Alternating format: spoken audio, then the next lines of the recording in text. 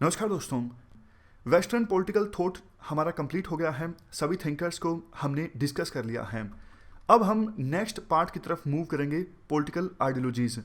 Political ideologies में भी हमने मार्क्सिज्म कवर कर लिया है। मार्क्स को जब हमने स्टडी किया तो उस समय हमने मार्क्सिज्म को साथ के साथ स्टडी कर लिया था। अब देखो, पॉलिटिकल आइडियोलॉजीज में फासिज्म और फेमिनिज्म ये सबसे ज़्यादा इंपॉर्टेंट है। इसका मतलब ये नहीं कि लिबरलिज्म, सोशलिज्म इनसे क्वेश्चन नहीं पूछे जाते, लेकिन ट्रेंड को अगर हम एनालाइज करें तो ज़्यादा क्वेश्चंस आजकल पूछे जा रहे हैं फासिज्म से संबंधित और फेमिनिज्म से संबंधित। फासिज्म से संबंधित एक क्वेश्चन जो बार बार पूछा जाता है वो ये है, क्या फासिज्म के कुछ एलिमेंट्स आज भी देखने को मिलते हैं या फिर फासिज्म की जो आइडियोलॉजी है पूरी तरह से ख़त्म हो गई है, डेड हो चुकी हैं। तो डिटेल से इन सब को हम डिस्कस करेंगे। वैसे देखो, आमतौर पे कैंडिडेट्स को वेस्टर्न पॉलिटिकल थॉट ही सबसे ज़्यादा मुश्किल लगता है। ये हमारा कंप्लीट हो चुका है।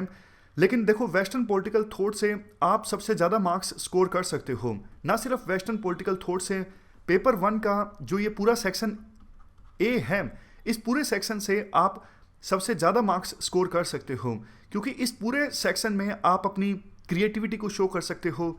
एक थिंकर के विचारों को दूसरे थिंकर के विचारों से लिंक कर सकते हो, यानी ज़्यादा से ज़्यादा इंटरलिंकिंग आप कर सकते हो। अपने आंसर्स भी आप पहले से प्रिपेयर कर सकते हो, क्योंकि इस पार्ट में एग्जामिनर के पास पूछने को बहुत ज़्यादा कुछ नहीं है। जो क्वेश्चंस ऑलरेडी पूछे जा रहे हैं वही क्वेश्चंस पूछे जाते हैं घुमा फिरा कर। ज़्यादातर तो देखो सीधा ही वही होते हैं क्वेश्चंस। मुश्किल से 2-3 क्वेश्चन नए होते हैं, अदरवाइज जो क्वेश्चन पहले पूछे जा चुके हैं वही दोबारा पूछ लिए जाते हैं। तो आज से हम डिस्कस करना स्टार्ट करेंगे पॉलिटिकल आइडियोलॉजीज़ को। देखो, आमतौर पे यूपीएससी के लिए जब पॉलिटिकल आइडियोलॉजीज़ पढ़ाई जाती हैं तो आइडियोलॉजीज़ के ज़्यादा बेसिक्स को डिटेल से कवर नहीं किया जाता। सीधी डेफिनेशन बताई जाती है और लिबरलिज्म से स्टार्ट कर दिया जाता है। लेकिन मुझे पर्सनली ऐसा लगता है कि हमें कुछ भी नहीं छोड़ना चाहिए। ये बात सच है कि यूपीएससी सीधा सीधा आइडियोलॉजी से संबंधित क्वेश्चन कम ही पूछती है। यूपीएससी इनके बारे में पूछती है, लिबरलिज्म, सोशलिज्म क्या है, मार्क्सिज्म, फासिज्म, गांधीज्म, फेमिनिज्म, लेकिन आइडियोलॉजी के बेसिक्स के बारे में यूपीएससी कम क्वेश्चन पूछती है। लेकिन पर्सनली मुझे लगता है कि अच्छे से हम सिलेबस कवर कर रहे हैं, तो इसलिए आइडियोलॉजी के बेसिक्स को भी हमें कवर करना चाहिए। तो इसलिए आज हम आइडियोलॉजी के कुछ बेसिक्स कवर करेंगे ताकि बिल्कुल आपके बेसिक्स ज़बरदस्त हो जाएं। तो चलिए आइडियोलॉजी को डिस्कस करते हैं। देखो, पॉलिटिकल थ्योरी के रियाल में आइडियोलॉजी टर्म को 2 कंटेक्स्ट में यूज़ किया जाता है। फिर से बोलता हूँ, पॉलिटिकल थ्योरी के स्फीयर में आइडियोलॉजी टर्म को 2 कंटेक्स्ट में यूज़ किया जाता है। पहला context ideology as a set of ideas, दूसरा context ideology as science of ideas. Ideology as a set of ideas का क्या मतलब है? जब देखो किसी पर्टिकुलर ग्रुप के द्वारा, पार्टी के द्वारा या फिर नेशन के द्वारा कुछ आइडियाज़ को सच मान लिया जाता है, उनको लगता है कि ये जो आइडियाज़ हैं ये सच हैं, और वो किसी प्रकार का एग्जामिनेशन नहीं चाहते उनके उन आइडियाज़ के ऊपर। उनको लगता है कि यही आइडियाज़ सच हैं और कुछ भी जानने की आवश्यकता नहीं है, और उन आइडियाज़ का एग्जामिनेशन भी नहीं होना चाहिए, उन आइडियाज़ का इवेल्यूएशन भी नहीं होना चाहिए। जैसे देखो, एग्जाम्पल देता हूँ, जो लोग मार्क्सिज्म आइडियोलॉजी को फॉलो करते हैं, यानी जो मार्क्सिस्ट हैं, उनको ये लगता है मार्क्सिज्म से जुड़े जो आइडियाज़ हैं, मार्क्सिज्म से संबंधित जो आइडियाज़ हैं वो सच हैं।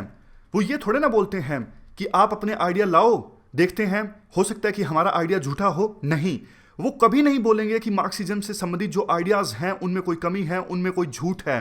वो बोलेंगे बस हम इस आइडियोलॉजी को फॉलो करते हैं, हमारे ये आइडियाज़ सच हैं, हमारे आइडियाज़ को किसी प्रकार से एग्जामिन करने की आवश्यकता नहीं है। समझ गए पहला कंटेक्स्ट? यानी जब किसी ग्रुप के द्वारा, किसी पार्टी के द्वारा, किसी नेशन के द्वारा कुछ आइडियाज़ को सच मान लिया जाता है विदाउट एनी फर्दर एग्जामिनेशन, तो ये पहला कंटेक्स्ट है ideology as a set of ideas. दूसरा context ideology as science of ideas. जब देखो आइडियोलॉजी को as a science of ideas इस्तेमाल किया जाता है, मतलब एग्जामिन किया जाता है आइडियाज़ कैसे फॉर्म हो रहे हैं, कैसे सच को यानी ट्रूथ को कैसे डिस्टोर्ट किया जा रहा है, और डिस्टोर्शंस को कैसे ओवरकम किया जा सकता है ताकि सच को डिस्कवर किया जा सके। समझ गए? फिर से बोलता हूँ, जब देखो आइडियोलॉजी को as a science of ideas इस्तेमाल किया जाता है तो एग्जामिन किया जाता है आइडियाज का फॉर्मेशन कैसे हो रहा है, कैसे ट्रूथ का यानी सच का डिस्टोर्शन हो रहा है, और कैसे सच के डिस्टोर्शन को कम किया जा सकता है ताकि असली सच बाहर आ सके। तो इस प्रकार से हमने बेसिक मतलब जान लिया। अब हम दोनों कॉन्टेक्स्ट को एक एक करके डिटेल से डिस्कस करेंगे। देखो, आइडियोलॉजी से संबंधित जो इंपॉर्टेंट स्लाइड्स हैं वो आपको मिल जाएगी, लेकिन चूंकि हम थोड़ा ज़्यादा डिटेल से कवर कर रहे हैं तो ज़्यादा डिटेल वाली स्लाइड्स आपको नहीं मिलेंगी। आप चाहते हो तो नोट डाउन कर लीजिए जो आपको इंपॉर्टेंट लगता है, लेकिन आज का जो लेक्चर है वो बेसिक अंडरस्टैंडिंग के लिए ज़्यादा है। अब आइए इन दोनों कंटेक्स्ट को हम एक एक करके डिटेल से डिस्कस करते हैं। Ideology as a set of ideas, मतलब पता है इसका आपको, किसी पर्टिकुलर ग्रुप, पार्टी या फिर नेशन के द्वारा कुछ आइडियाज़ को सच मान लिया जाता है और उनको लगता है फर्दर एग्जामिनेशन की आवश्यकता है ही नहीं, उन आइडियाज़ को वेरीफाई भी करने की आवश्यकता नहीं है, वो आइडियाज़ सच हैं। इवन देखो, उस आइडियोलॉजी के फॉलोअर्स उन आइडियाज़ का इस्तेमाल करते हैं किसी पर्टिकुलर सोशल, इकोनॉमिक और पॉलिटिकल ऑर्गेनाइजेशन को जस्टिफाई करने के लिए या फिर डिनाउंस करने के लिए। क्या मतलब है इस लाइन का? देखो, जैसे मार्क्स के जो फॉलोअर्स हैं वो कैपिटलिज्म को क्रिटिसाइज करते हैं मार्क्सिज्म के आइडियाज़ की सहायता से, कम्युनिज्म को सपोर्ट करते हैं मार्क्सिज्म से संबंधित आइडियाज़ की सहायता से। यही मतलब है। कहने का मतलब ये है, आइडियोलॉजी के फॉलोअर्स उस आइडियोलॉजी से संबंधित आइडियाज़ का यूज़ करते हैं किसी पर्टिकुलर इकोनॉमिक, पॉलिटिकल या फिर सोशल सिस्टम को जस्टिफाई करने के लिए या फिर डिनाउंस करने के लिए। इस कंटेक्स्ट के अनुसार देखो, आइडियोलॉजी एक फेथ का मामला है, मैटर ऑफ फेथ, जहां पर देखो आप ये कहते हो कि आइडियाज़ को फर्दर एग्जामिन करने की आवश्यकता नहीं है, वेरिफिकेशन की आवश्यकता नहीं है, तो ये विश्वास का ही मामला हुआ ना। मतलब आपका उन आइडियाज़ में फेथ है, साइंटिफिक नहीं है। ये context ideology as a set of idea, ये सिर्फ फेथ पे टिका हुआ है। अब देखो, विभिन्न आइडियोलॉजी के जो फॉलोअर्स हैं उनको तो अपने अपने आइडियाज़ में ही विश्वास है, इस वजह से विभिन्न आइडियोलॉजीज में टकराव भी देखने को मिलता है। लव हेट की रिलेशनशिप होती है विभिन्न आइडियोलॉजीज के बीच। फॉर एग्जांपल, लिबरलिज्म और कंजर्वेटिविज्म, कंजर्वेटिव जो आइडियोलॉजी है वो सिलेबस में है नहीं, लेकिन लिबरल्स के बीच और कंजर्वेटिव्स के बीच काफ़ी टकराव देखने को मिलता है।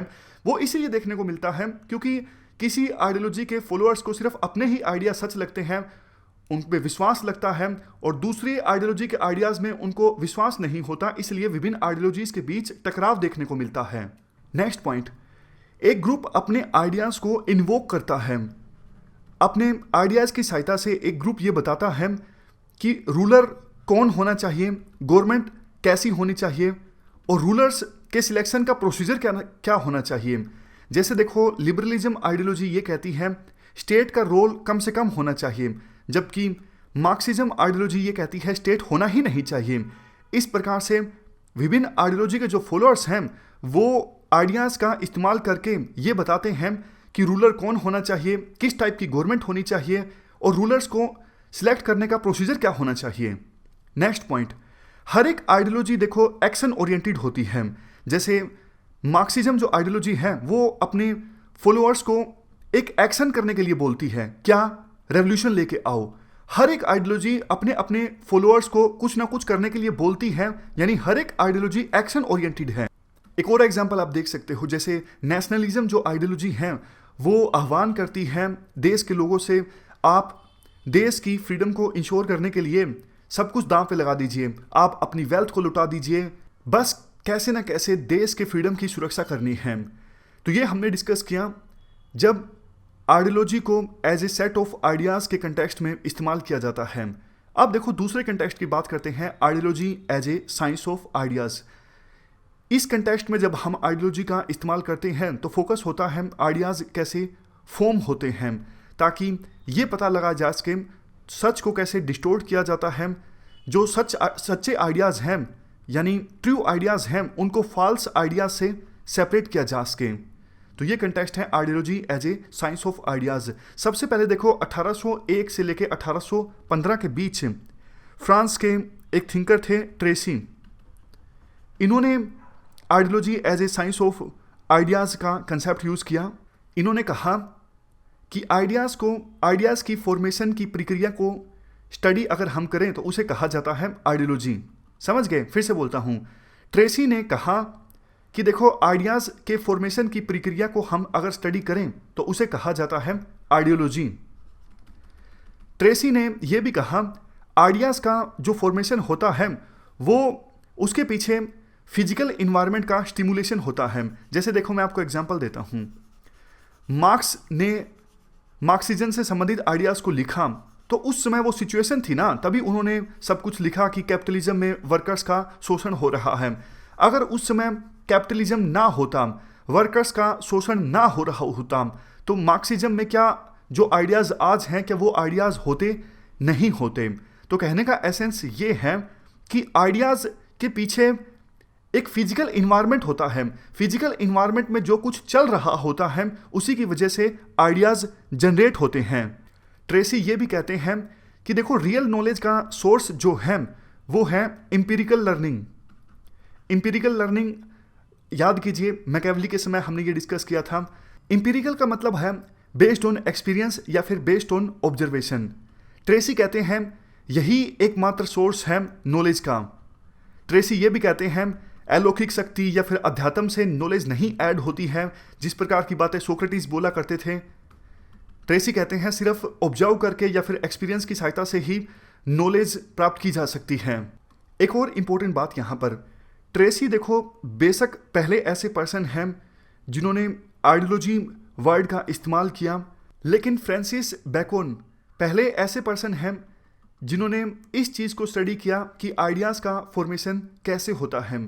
फ्रांसिस बेकन ने कहा देखो साइंटिफिक मेथड्स की सहायता से जो नॉलेज जनरेट होती है वही ट्रू नॉलेज है। अगर अनसाइंटिफिक मेथड की सहायता से कोई नॉलेज जनरेट होती है तो इसका मतलब वो फॉल्स नॉलेज है। कुल मिला के एसेंस यही निकलता है, चाहे ट्रेसी हो या फिर बेकन हो, इन दोनों ने इस बात पर फोकस किया कि आइडियाज़ का जनरेशन कैसे होता है। आइडिया के फॉर्मेशन की प्रक्रिया को स्टडी किया गया इन दोनों के द्वारा, और इन दोनों ने एक बात ये बोली कि देखो ट्रू नॉलेज वही नॉलेज है जो एक्सपीरियंस करके या फिर ऑब्जर्व करके हासिल की जाती है। वो नॉलेज ट्रू नॉलेज नहीं है जो अनसाइंटिफिक मेथड्स की सहायता से एकत्रित की जाती है। फ्रांसिस बेकन कहते हैं वो सिर्फ एक फॉल्स इंप्रेशन है जो नॉलेज अनसाइंटिफिक मेथड की सहायता से एकत्रित की जाती है। यहाँ पर देखो मैं आपके लिए समराइज कर देता हूँ आइडियोलॉजी की दोनों डायमेंशंस, सेट ऑफ आइडियाज़ और science of ideas. Set of ideas में आइडियोलॉजी एक मैटर ऑफ फेथ है, यानी विश्वास का मामला है, जबकि साइंस ऑफ आइडियाज़ में आइडियोलॉजी क्रिटिकल एग्जामिनेशन का मामला है। एग्जामिन किया जाता है आइडियाज़ कैसे फॉर्म हो रहे हैं, कैसे सच को डिस्टोर्ट किया जा रहा है। ये देखो यहाँ पर क्लोज्ड माइंड अप्रोच है। क्लोज्ड माइंड अप्रोच का मतलब वही है किसी भी आइडियोलॉजी के फॉलोअर्स के द्वारा ये मान लिया जाता है कि सिर्फ हमारी आइडियोलॉजी से संबंधित जो आइडियाज़ हैं वो सही हैं, किसी वेरिफिकेशन की आवश्यकता नहीं है, किसी एग्जामिनेशन की आवश्यकता नहीं है। जबकि ये ओपन माइंड अप्रोच है। वेरिफिकेशन होता है आइडियाज़ का और ये पता लगता है कौन से आइडियाज़ सच हैं, कौन से आइडियाज़ झूठ हैं। ये यहाँ पर interested search for better society है। देखो कोई भी आइडियोलॉजी जब ये कहती है कि आप इस प्रकार का रूल लाइए, इस प्रकार का गवर्नमेंट इस्टेब्लिश कीजिए, रूलर्स को इस प्रकार से सिलेक्ट कीजिए, मकसद क्या होता है ये सब बोलने का? मकसद देखो ये होता है एक बेटर सोसाइटी का निर्माण किया जा सके। लेकिन ये interested search for better society है, क्योंकि मार्क्सिज्म के फॉलोअर्स कहेंगे सिर्फ हमारी आइडियोलॉजी से संबंधित आइडियाज़ को ही आप इम्प्लीमेंट कीजिए। जब भी देखो कोई आइडियोलॉजी ये कहती है कि करंट एग्जिस्टिंग सिस्टम सही है या फिर करंट एग्जिस्टिंग सिस्टम गलत है, रेवोल्यूशन लेके आओ, तो पॉलिटिक्स इन्वॉल्व हो जाती है, यानी वो आइडियोलॉजी पॉलिटिकल आइडियोलॉजी बन जाती है। और यहाँ पर साइंस ऑफ आइडियाज़ ये एक डिसइंटरेस्टेड सर्च है बेटर सोसाइटी के लिए। यानी जो भी थिंकर स्टडी करते हैं आइडियाज़ की फॉर्मेशन को, उनका एज सच कोई मकसद नहीं होता कि आप इसी आइडियोलॉजी से संबंधित गवर्नमेंट लेके आएँ या फिर इसी आइडियोलॉजी से संबंधित आप ये कीजिए। इसीलिए कहा जाता है ये डिसइंटरेस्टेड सर्च है बेटर सोसाइटी के निर्माण के लिए। ये है इंस्ट्रूमेंट ऑफ पॉलिटिक्स और ये है instrument of political theory. Political theory और आइडियोलॉजी के बीच क्या डिफरेंस है इसको हम बाद में डिटेल से डिस्कस करेंगे जब हम पॉलिटिकल थ्योरी के बारे में डिस्कस करेंगे। लास्ट वाला पॉइंट यहाँ पे इंपॉर्टेंट नहीं है। तो इस प्रकार से देखो हमने आइडियोलॉजी को दो डायमेंशंस में जाना, लेकिन अभी भी हमें आइडियोलॉजी के बारे में थोड़ा बहुत और जानना है, लेकिन वो हम डिस्कस करेंगे जब हम इन सभी आइडियोलॉजीज़ को डिस्कस कर लेंगे। क्योंकि उस समय जब हम एंड ऑफ आइडियोलॉजी डिबेट समझेंगे, वो डिबेट हमें तभी समझ में आएगी जब हमें लिबरलिज्म के बारे में, मार्क्सिज्म के बारे में, इन सब के बारे में डिटेल से पता होगा। तो एंड ऑफ आइडियोलॉजी का कंसेप्ट और कुछ दूसरी चीज़ें जैसे टोटलिटेरियनिज्म में किस प्रकार से आइडियोलॉजी का इस्तेमाल होता है, ये चीज़ हमने याद कीजिए पहले भी डिस्कस की थी। कैसे टोटलिटेरियन रूल आइडियोलॉजी का इस्तेमाल करता है, बताइए कब डिस्कस करी थी? जब हमने हन्ना आरेंट को डिस्कस किया था।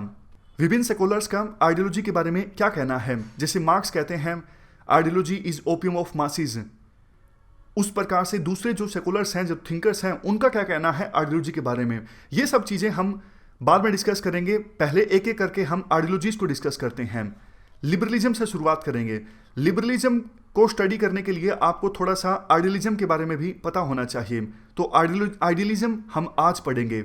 आइडियलिज्म देखो एक ओल्डेस्ट आइडियोलॉजी है। इसका ओरिजिन हो जाता है एंशिएंट ग्रीस में।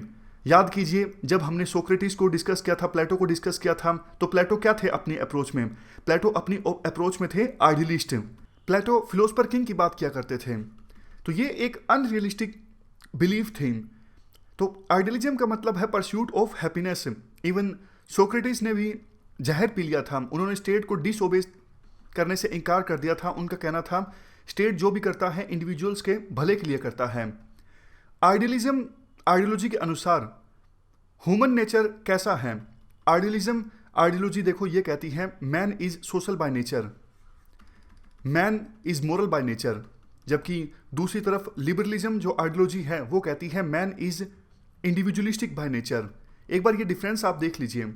यहाँ पर डिफरेंस है इंडिविजुअलिस्टिक कल्चर के बीच और कलेक्टिव कल्चर के बीच।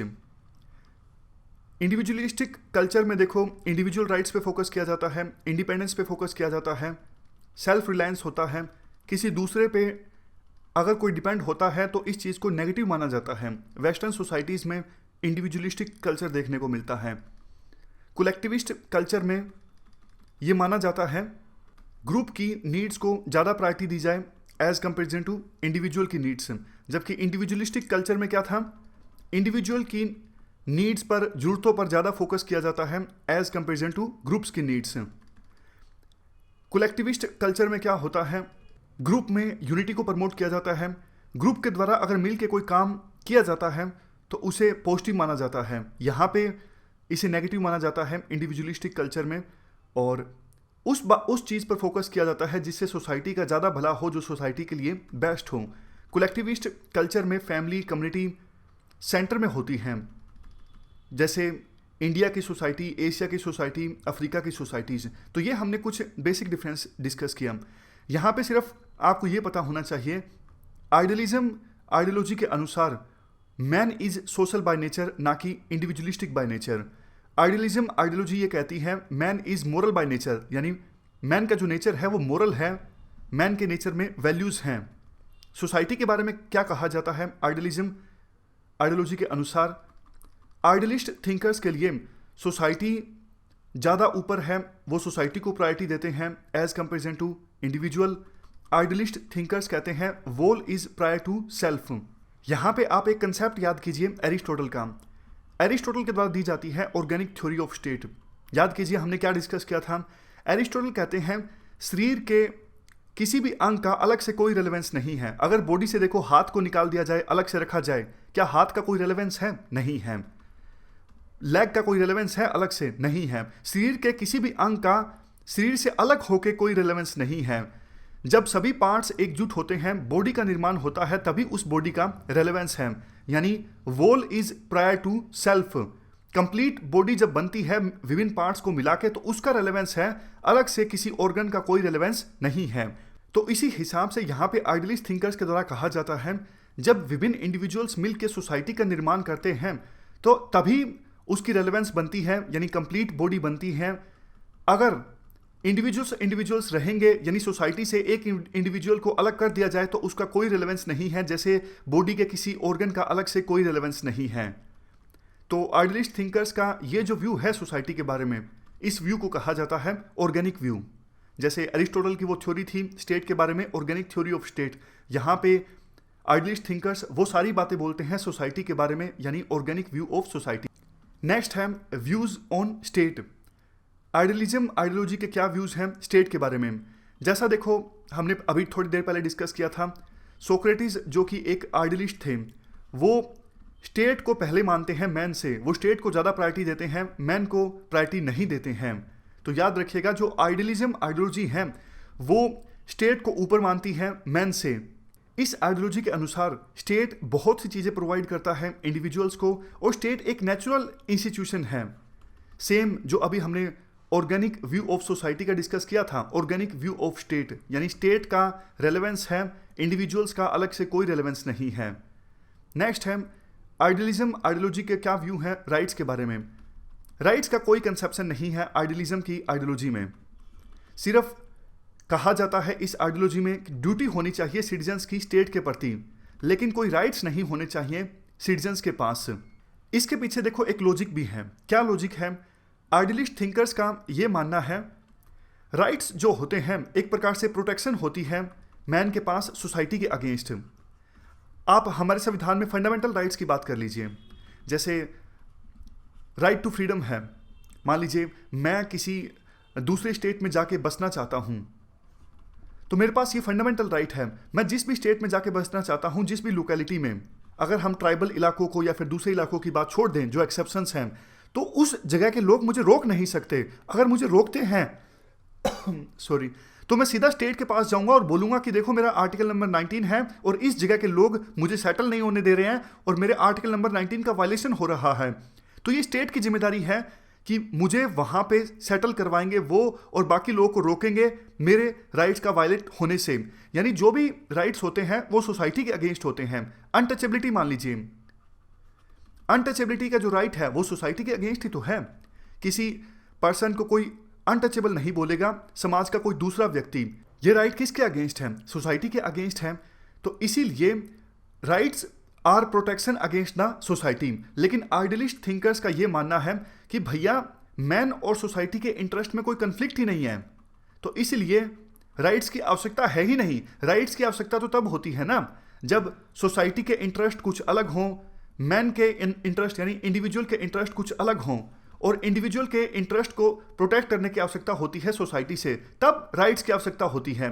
लेकिन आइडियलिस्ट वाले बोलते हैं कि नहीं, सोसाइटी के इंटरेस्ट में और इंडिविजुअल के इंटरेस्ट में कोई डिफरेंस है ही नहीं। यानी कोई ऐसी सिचुएशन आएगी ही नहीं जब इंडिविजुअल को प्रोटेक्ट करने की आवश्यकता होगी सोसाइटी से। इसलिए राइट्स का कोई कंसेप्ट है ही नहीं आइडियलिज्म की आइडियोलॉजी में। नेक्स्ट देखो, ये कुछ प्रोमिनेंट आइडियलिस्ट थिंकर्स हैं: Plato, Rousseau, Aristotle, Hegel, Kant, T H. Green.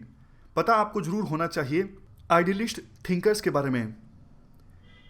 एक चीज़ वैसे रह गई, आइडियलिज्म आइडियोलॉजी के अनुसार फ्रीडम का क्या कंसेप्ट है? फ्रीडम का कंसेप्ट है आइडियलिज्म आइडियोलॉजी के अनुसार मेटाफिजिकल व्यू। मेटाफिजिकल व्यू मतलब आत्मा की आवाज़ को सुन के या फिर कंसाइंस की आवाज़ को सुन के फ्रीडम हासिल की जा सकती है। फ्रीडम तब है जब हम हमारी रियल विल के अनुसार एक्ट करते हैं। रूसो का कंसेप्ट क्या है रियल विल का? आपको याद होगा, वो कहते हैं कि मैन जो है वो अपनी रियल विल के हिसाब से एक्ट नहीं कर पाता, क्योंकि सोसाइटी के द्वारा कस्टम्स का, नॉर्म्स का, रूल्स का जो बर्डन है वो इंडिविजुअल के ऊपर लाद दिया जाता है। इसी वजह से वो अपनी रियल विल के हिसाब से एक्ट नहीं कर पाता। रियल विल के हिसाब से जब कोई पर्सन एक्ट करेगा तो इसका मतलब वो आज़ादी के साथ एक्ट करेगा। आगे जाके आइडियलिज्म में देखो दो परंपराएं बनी, हीगलियन ट्रेडिशन और कांतियन ट्रेडिशन। हीगलियन ट्रेडिशन क्या है? याद कीजिए, मार्क्स को जब हमने स्टडी किया था तो हीगल के बारे में क्या स्टडी किया था? हीगल प्रुशिया के ऑफिशियल एडवाइजर थे, तो वो कहा करते थे state is March of God on earth.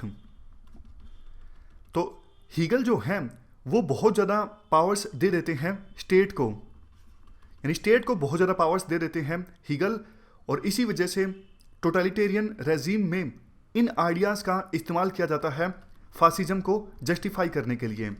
तो ये है हीगलियन ट्रेडिशन। दूसरा है कांतियन ट्रेडिशन। इमैनुअल कांत सोसाइटी को ज़्यादा प्राइमेसी देते हैं, स्टेट को उतनी ज़्यादा प्राइमेसी नहीं देते हैं। इमैनुअल कांत इंडिविजुअल के राइट्स की बात करते हैं। इस परंपरा के बाद ही एक Oxford school of idealism emerge हुआ, जिसको रिप्रेजेंट किया गया टी.एच. ग्रीन के बारे में। टी.एच. ग्रीन डायरेक्टली वैसे हमारे सिलेबस में नहीं है, लेकिन टी.एच. ग्रीन को हम स्टडी करेंगे। इसके बाद जो हम लिबरलिज्म को स्टडी करेंगे तो उस समय टी.एच. ग्रीन के कुछ आइडियाज़ को हम डिस्कस करेंगे। टी.एच. ग्रीन आगे लेके गए पॉजिटिव लिबरलिज्म के कंसेप्ट को और वेलफेयर स्टेट के कंसेप्ट को। ये सब चीज़ें लिबरलिज्म में आती हैं। तो बेसिक डिफरेंस ये है, हिगेलियन ट्रेडिशन ये कहता है state is the end, state को ज़्यादा प्रायोरिटी दी जाती है। कांटियन ट्रेडिशन ये कहता है individual is the end, individual अपने आप में एंड है, इंडिविजुअल को कोई इस्तेमाल नहीं कर सकता एज ए मीन। आगे देखो, वैसे डिवाइन राइट ऑफ किंग्स की थ्योरी है, इसके बारे में आपको पता है। जब हमने जॉन लॉक के बारे में स्टडी किया था तो उस समय रॉबर्ट फिल्मर क्या कहा करते थे? रॉबर्ट फिल्मर यही तो कहा करते थे ना, किंग जो है वो गॉड के रिप्रेजेंटेटिव हैं धरती पर।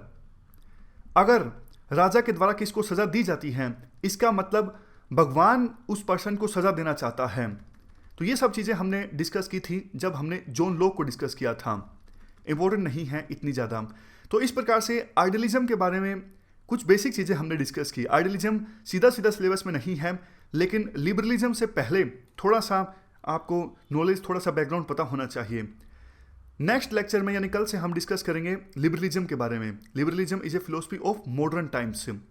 डिटेल से डिस्कस करेंगे हम क्लासिकल लिबरलिज्म क्या है, पॉजिटिव लिबरलिज्म क्या है, नियो लिबरलिज्म क्या है, सोशल लिबरलिज्म क्या है। आज की इस डिस्कशन में फिलहाल इतना ही है। Thank you very much for discussion.